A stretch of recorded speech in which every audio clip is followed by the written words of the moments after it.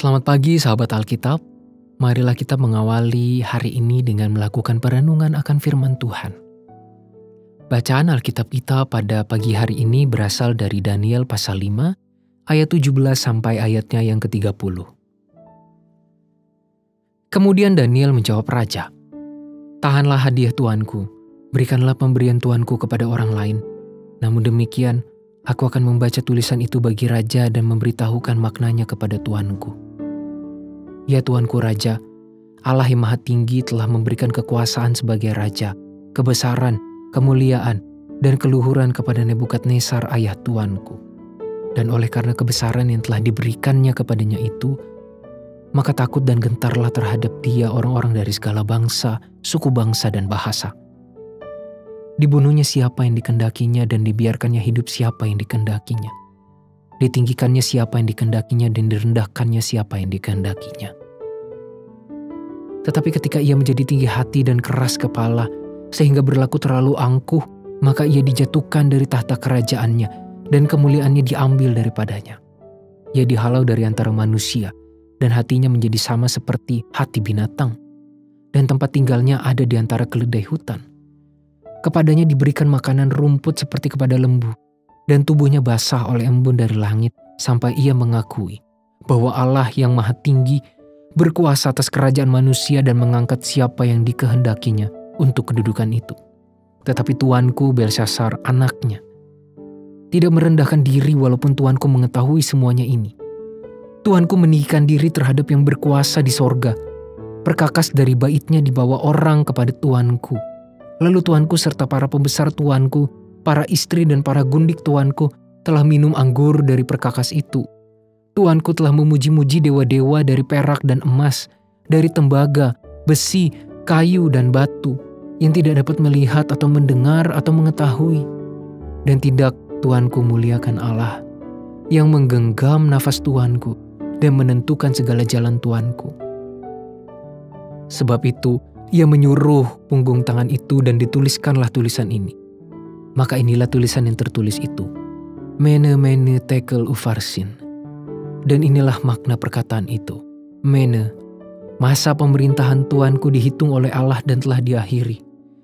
Tekel, tuanku ditimbang dengan neraca dan didapati terlalu ringan. Peres, kerajaan tuanku dipecah dan diberikan kepada orang Media dan Persia.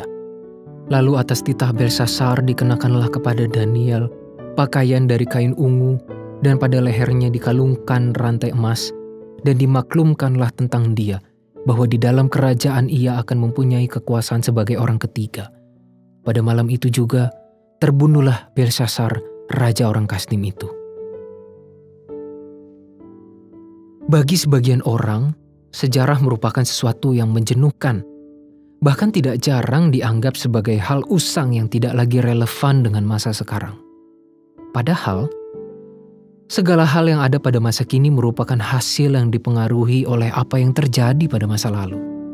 Dan masa kini pun akan memengaruhi hal-hal yang akan terjadi di masa depan. Artinya, segala sesuatu yang terjadi selama rentang waktu kehidupan selalu memiliki keterkaitan. Itulah yang membuat manusia perlu mengetahui dan memahami sejarahnya, entah sejarah dalam lingkup keluarganya seperti silsilah dan pengalaman orang tua, maupun sejarah dalam lingkup bernegara seperti pengalaman kemerdekaan maupun peristiwa masa lampau. Memahami sejarah juga penting dalam kehidupan beriman. Hal inilah yang tersampaikan melalui pesan kenabian Daniel kepada Belshazzar. Daniel menyampaikan teguran Allah kepada Belshazzar yang telah berlaku congkak kepada Allah, bahkan lebih besar dibandingkan ayahnya. Meskipun Belshazzar sudah mengetahui pengalaman sang ayah yang telah ditegur oleh Allah akibat sikap wongah, ternyata Belshazzar justru melakukan kesalahan yang sama dengan tingkatan yang lebih bebal.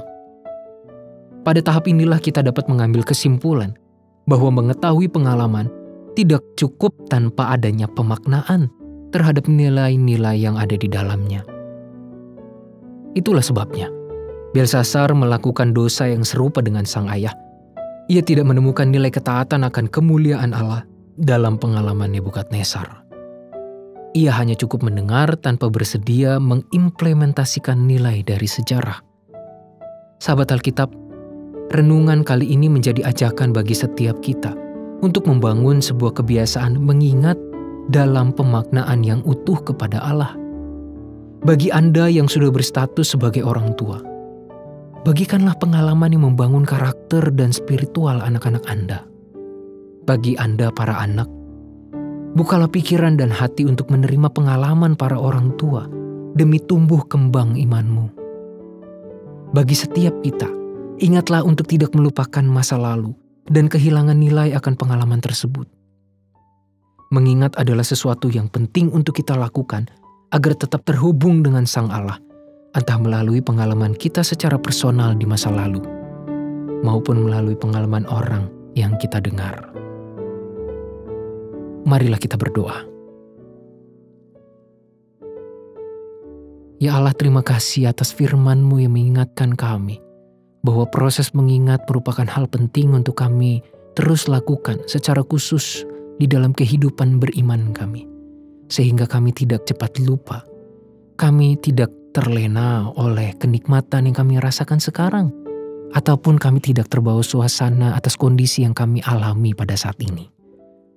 Mampukanlah kami, biarlah hati dan pikiran kami tertuju kepada Tuhan, dan kami selalu mengingat bagaimana Allah selalu berkarya di dalam kehidupan kami. Hanya di dalam nama Tuhan kami Yesus Kristus, kami berdoa dan memohon. Amin.